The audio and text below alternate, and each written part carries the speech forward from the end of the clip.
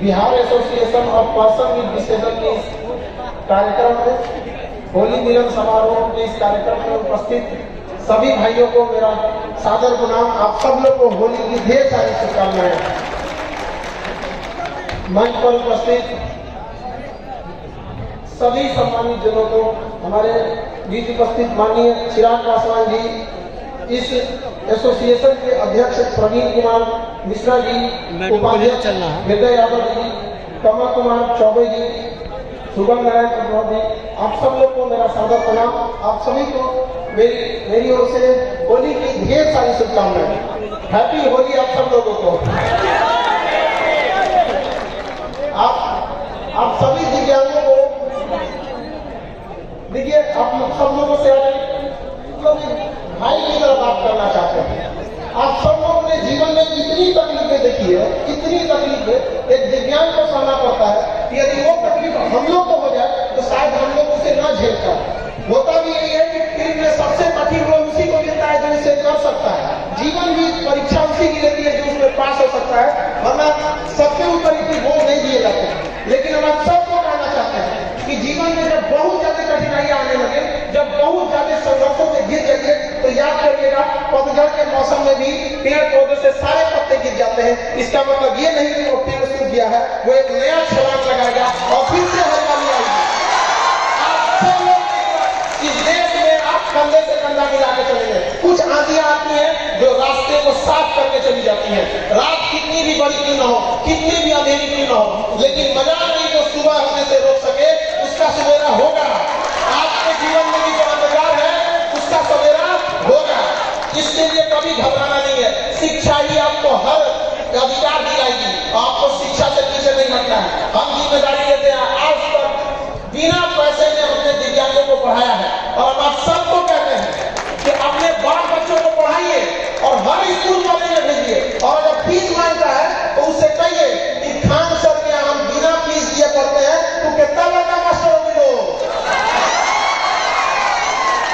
जब तक जिंदा रहेंगे हमेशा आपके साथ खड़े रहेंगे। जिस दिन आपका साथ छोड़ दिए, समझ जाना कि ऊपर वाला ने हमें उठा लिया। कभी भी हिम्मत नहीं हारिएगा। सबसे मजबूत इंसान कौन होता है? जिसका सपना टूट गया हो, जिसका दिल टूट गया हो, जिसके अपने छोड़ दिए हो, जिसका शरीर जवाब दे रहा हो, लेकिन फिर भी वो मुस्कुरा के कहे मैं ठीक हूं। आप अपने आप को कभी कमजोर होने मत दीजिएगा। आपके अंदर वो साहस है। ज्वालामुखी कई टाइप के होते हैं। हम लोग जब पढ़ाते हैं भूगोल में तो ज्वालामुखी पढ़ाया जाता है, उसमें कई टाइप के ज्वालामुखी होते हैं। उसमें एक ज्वालामुखी होता है सुसुप्त ज्वालामुखी, जो सोया हुआ रहता है। आप सब सुसुप्त ज्वालामुखी ये सोए हुए, एक दिन जिस दिन ये विस्फोट करेगा ना, पूरी दुनिया देखते रह जाएगी आप लोग को। आप सब लोगों को ये जिम्मेदारी है। जिन लोगों की पढ़ने की उम्र है वो पढ़ेंगे। जिन लोग जो अभिभावक है अपने बच्चों को पढ़ाते रहेंगे। याद रखिएगा, अगर आप 1 साल में बदलाव चाहते हैं तो धान की खेती कीजिए। अगर आप चाहते हैं 10 साल में बदलाव दीजिए, शीशम का पेड़ लगा दीजिए। लेकिन अगर आप चाहते हैं कि सदियों सदियों आपका इतिहास स्वर्ण अक्षर से लिखा जाए, तो अपने बच्चों को शिक्षा दीजिए। क्योंकि शिक्षा उस देवी का दूध है जिसने दिया वो दहाड़ा है। आपकी दहाड़ पूरी दुनिया सुनेगी और आपको सुनाना है उनको अपनी दहाड़। आप जैसे भी है, आप अपने आप में पूरी तरह से संपूर्ण है। आप कभी किसी से तुलना मत कीजिए, क्योंकि आप जैसे हैं वैसे ही सही है। क्योंकि जो कीमत ओरिजिनल की होती है वो डुप्लीकेट की कभी नहीं हो सकती है। आप ओरिजिनल है। कभी भी अपने आप को दूसरों से कम मत आइएगा। आप में अंदर वो सहने की क्षमता है जिससे जो हम लोगों में नहीं है। इसलिए भगवान आपकी परीक्षा ले रहा है। रेस में एक जब घोड़े को उसका मालिक जो घोड़सवार के पीठ पर बैठा रहता है उसको बहुत मारता है, बहुत तकलीफ देता है। उस घोड़े को नहीं समझ में आता है कि हमें मार क्यों रहा है, लेकिन हकीकत में वो उस घोड़े को जिताना चाहता है। तो भगवान भी जब आपको तकलीफ देना तो समझ जाइएगा कि आपका मालिक आपको जिताना चाह रहा है। और हिम्मत नहीं हारिएगा, क्योंकि कभी कभी गुच्छे की आखिरी चाबी भी पूरा ताला खोल देती है। कभी हिम्मत नहीं हारना है आप सब लोगों को। आप लोगों अभी आप लोग की बातों को नहीं सुन रहा होगा। बहुत सारी समस्याओं को आप लोग सामना करते होंगे। उन सभी लोगों से कहिएगा अभी आप कांच है इसलिए चुभ रहे हैं। जिस दिन आईना बनेंगे पूरी दुनिया देखेगी आपको। और आप सब लोग को बनना है आईना। हमेशा हम लोग आपके साथ खड़े रहेंगे। अपने बच्चों को कभी भी पढ़ने से पीछे मत खींचेगा। लोगों के अंदर एक भावना बैठ गई है कि दिव्यांग कुछ नहीं कर सकते हैं। और एक बार मौका को देके देखो इनको, पैरा ओलंपिक में सबसे ज्यादा भारत के लिए मेडल किसने लाया? दिव्यांगों ने लाया। आप इसको करके दिखाएंगे, ये आपका अधिकार है और इसे छीन लीजिए। दुनिया में अधिकार कभी मांगने से नहीं मिला है, इसे छीनना पड़ता है। चाहे आजादी हो या अधिकार, उसे छीनना पड़ेगा।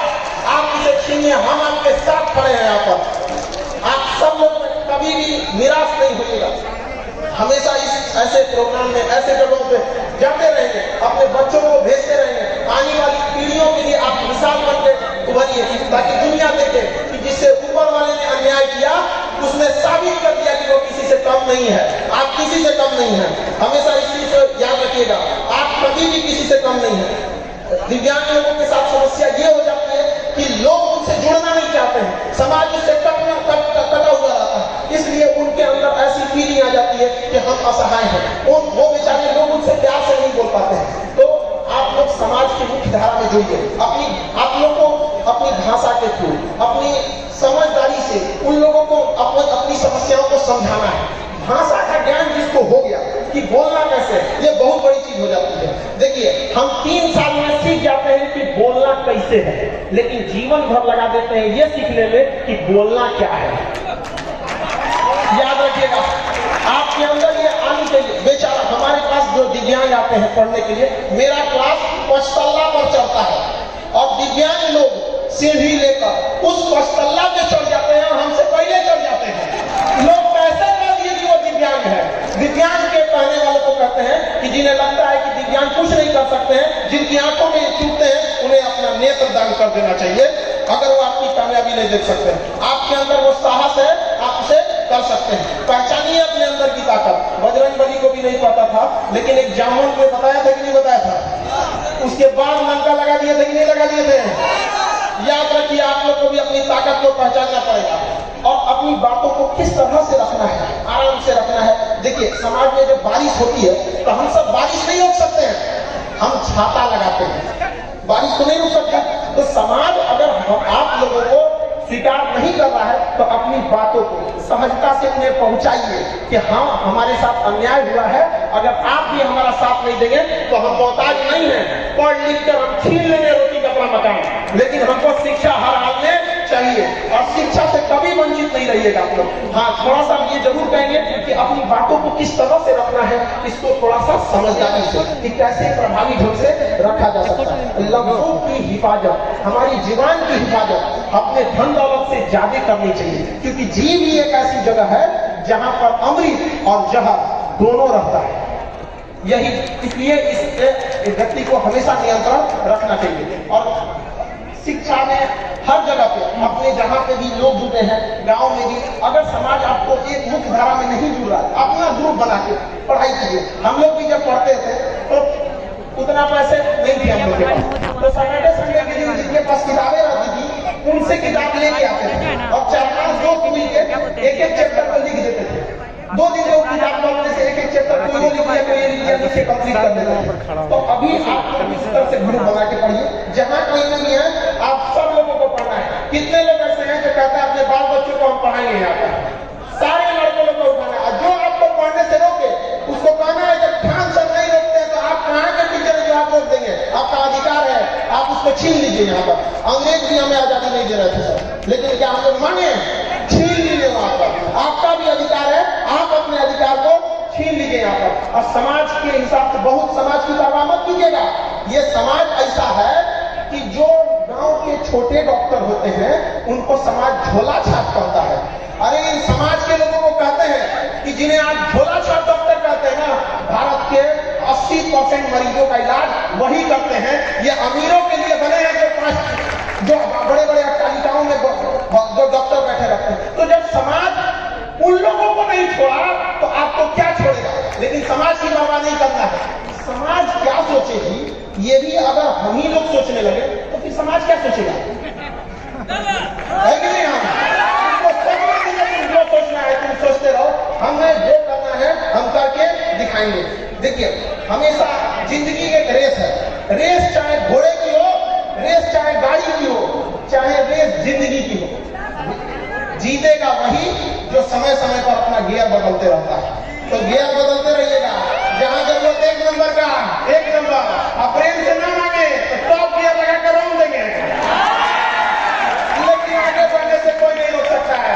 अगर रास्ते में गड्ढा आए तो छलांग लगाना सीखिए, छलांग लगाना सीखिए उसको, लेकिन कभी भी मंजिल से पीछे मत हटिए। यहाँ पर कभी भी किसी चीज को, जो विद्यार्थी है उन सबको ये कहना चाहिए कि किसी चीज को कल के लिए मत टालिए। जिसने कहा कल, दिन गया कल, जिसने कहा परसों, बीत गए परसों, जिसने कहा आज, उसी ने किया राज। आज से आप सब लोगों को आगे बढ़ते रहना है। और शिक्षा, कभी गरीबी वगैरह आपका रास्ता नहीं रोक सकती है। जब हम पटना आए थे तो हमारे पास बहुत सारा विडंबनाएं हुई, मेरे साथ भी कई लोगों ने छल कपट भी किया यहाँ पर। तो मेरे पास केवल 40 रुपए बचे थे। तो जब 40 रुपए लेकर खानसर बन सकते हैं तो आप में से भी कोई बैठा है जो नेक्स्ट खानसर बनेगा। यहाँ पर अपना हिम्मत कभी नहीं हारते रहना है। हम एक चीज जरूर करना चाहेंगे कि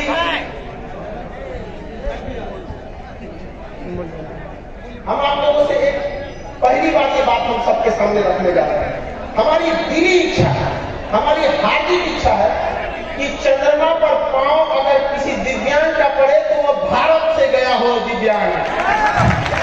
क्या मतलब, क्या ये मेरा सपना पूरा होगा कि नहीं होगा? बिल्कुल पूरा होगा। पूरी दुनिया देखेगी कि अगर चंद्रमा पर पहला दिव्यांग का पांव पड़ा तो कहां से गया था? भारत से गया। इसलिए आप लोग को हमेशा निरंतर आगे बढ़ते रहना है। कभी भी याद रखिए, किसी के सामने बहुत ज्यादा हाथ भी फैलाने की जरूरत नहीं। किसी को इतना भाव मत दो कि आपको रद्दी का भाव समझने लगे। आप में किसी की कमी है, अधिकार छीनना पड़ेगा। और हम यहाँ जरूर सरकार से भी इस बात मांग करना चाहेंगे कि अब तक महिला आयोग है, SC/ST आयोग है, अल्पसंख्यक आयोग है, दिव्यांग आयोग कब बनेगा? दिव्यांग अपनी बात कहां करेंगे? किसके पास करेंगे? दिव्यांग आयोग होना चाहिए कि नहीं होना चाहिए? दिव्यांगों में क्या कमी है? जब वो पैरा ओलंपिक में ओलंपिक से ज्यादा मेडल ला सकते हैं तो वो कुछ भी कर सकते हैं। तो इसके लिए भी दिव्यांग आयोग होना चाहिए। हम यहाँ जरूर एक चीज याद दिलाना चाहेंगे, संविधान में लिखा गया है कि अनुच्छेद 331 में और अनुच्छेद 333 में, 331 में लिखा गया है कि संसद में कम से कम 2 एंग्लो इंडियन रहेंगे, और 333 में लिखा गया है कि विधानसभा में 1 एंग्लो इंडियन रहेंगे। एंग्लो इंडियन जानते हैं किसे कहा जाता है? जब देश गुलाम था तो उनके जो बाल बच्चे हुए अंग्रेजों के, यूरोपियों के, जब अंग्रेज चले गए तो उनके अधिकार के लिए लोकसभा में 2 सीटें हैं और विधानसभा में 1 सीटें हैं। अब वो सीट खत्म की जा रही है, लेकिन वो सीट आप बताइए कि वो दिव्यांगों को दिया जाना चाहिए कि नहीं देना चाहिए? इसके लिए आवाज आपको उठाना पड़ेगा। जब तक आप आवाज वहां जाके नहीं उठाएंगे कोई नहीं सुनने वाला है। हम लोग आवाज उठाए थे तो 12 FIR ठोक दिया लड़कों के आवाज उठाने के लिए, लेकिन उनको क्या पता है कि जो FIR कर रहे लोग कि वो लोग आग को, सोना को आग से डरा रहे हैं कि तुमको जला देंगे। अरे कौन सी जलेगा? सोना को तुम आग से जलाएगा? जलेगा कभी? तो आप लोग को भी ये अधिकार होना चाहिए। आग है, आप ज्वालामुखी है, अपने आप को पहचानिए। ये आपका मांग है, ये हम भी करना चाहिए। क्योंकि समय का अभाव है, इसलिए हम सब समझते हैं कि थोड़ा समय का अभाव है, लेकिन हम अब साफ से एक बात करना चाहते हैं। जब रही है पीर पर्वत सी पिघलनी चाहिए, इस हिमालय से भी एक गंगा निकलनी चाहिए। आज ये दीवार कागज की तरह हिलने लगी है, शर्त ये है कि बुनियाद हिलनी चाहिए। हर गली में, हर सड़क पर, हर नगर में, हर गांव में हाथ लहराते हुए हर लाश चलनी चाहिए। सिर्फ हंगामा खड़ा करना हमारा मकसद नहीं, सारी कोशिश ये है कि सूरत बदलनी चाहिए। मेरे सीने में ना सही, तेरे सीने में ही सही, हो कहीं भी आग, लेकिन आग जलनी चाहिए। आप सब अपनी आवाज को बुलंद करेंगे, भारत माता की, भारत माता की। इन शब्दों के साथ हम अपनी वाणी को विराम देते हैं। हमारा सौभाग्य रहा जो हम आपके साथ आए। हम आप सबको कहते हैं कि जिस बच्चे को पढ़ना होगा आप भेजिएगा खान सर के पास, उसको हम पढ़ेंगे। और जो नहीं पढ़ाने दे आप लोग को, बोलिएगा हम आके लड़ेंगे उसके लिए। कैसे नहीं लड़ेगा? आपका जन्मसिद्ध अधिकार है और आप इसे छीन के लीजिएगा। इन्हीं शब्दों के साथ हम अपनी वाणी को विराम देते हैं। आप सभी लोग को होली की ढेर सारी शुभकामनाएं। बहुत बहुत